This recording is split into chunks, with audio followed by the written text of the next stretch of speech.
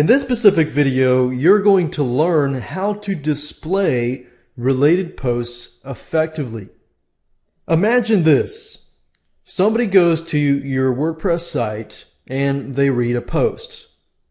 They really enjoy the content within that post.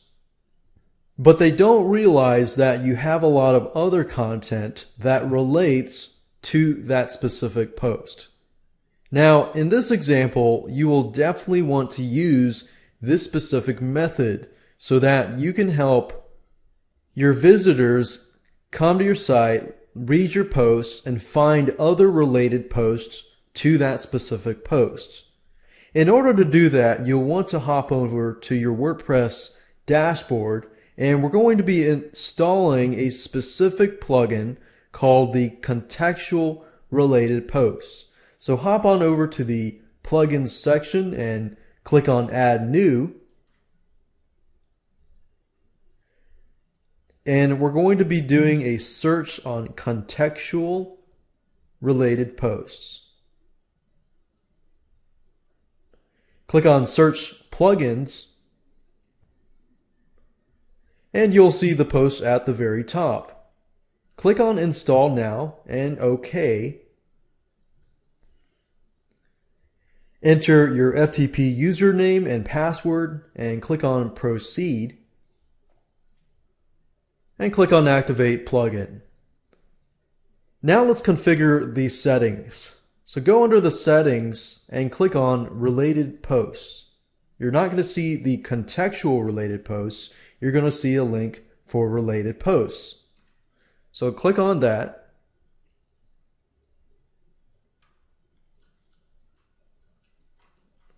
And as you can see, we've got three different tabs. We have General Options, Output Options, and Custom Styles.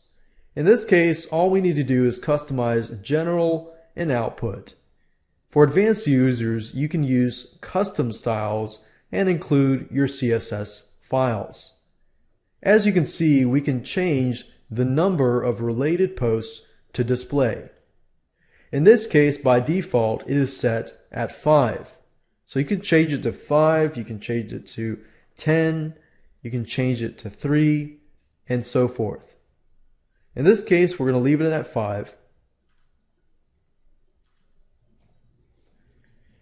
This option here allows you to change the post types. In this case, we're going to leave it as default, post page and attachment.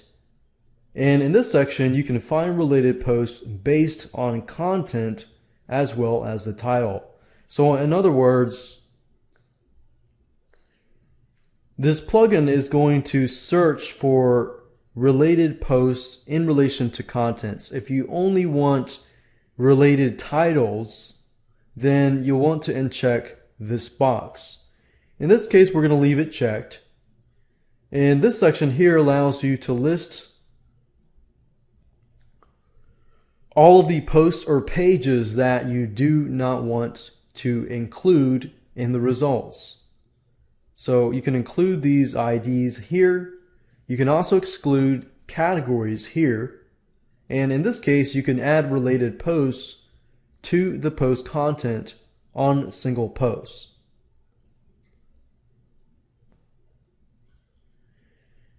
In other words, it gives you more of an impact, or it gathers more related posts. In this case, it adds related posts to pages. We're going to leave this unchecked. And we're going to leave everything by default and click on Save Options.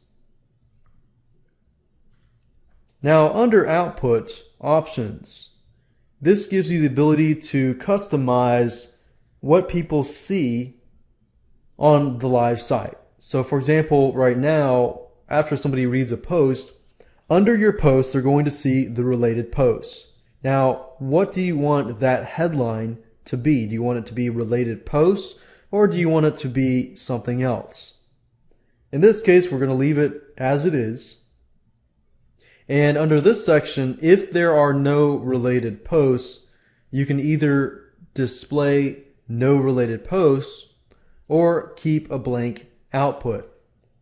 In this case, we don't want to really guide the user to think, okay, we don't really have related posts, because as time goes on, we could be adding related posts in the future. So if somebody were to come back to that post and then later on we do have a related post, we probably want to stay with blank output. Now, that's really up to you. You can test it out and see what works better.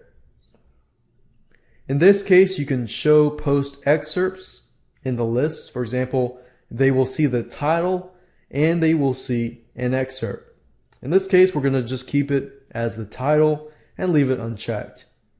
You can also enter the length of the excerpt if you choose the excerpt. You can customize the output in terms of how it looks like.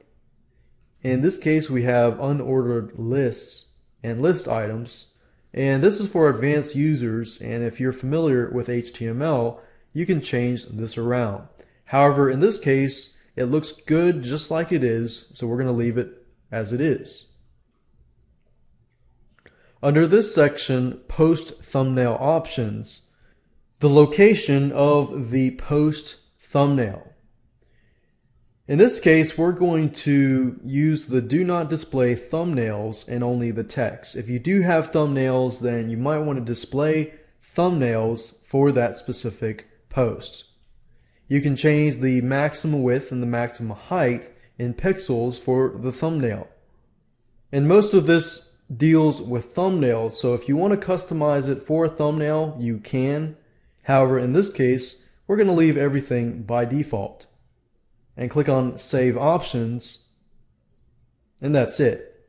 So once you have set the settings and you're ready to go, there's nothing else that you need to do. In fact, you can test this out by going to the live site. And what I'm going to do here is simply pick a post where I know there are going to be related posts. So for example, Red Business Tees, I can see here the related posts are Blue Business Tees and Funny Tees.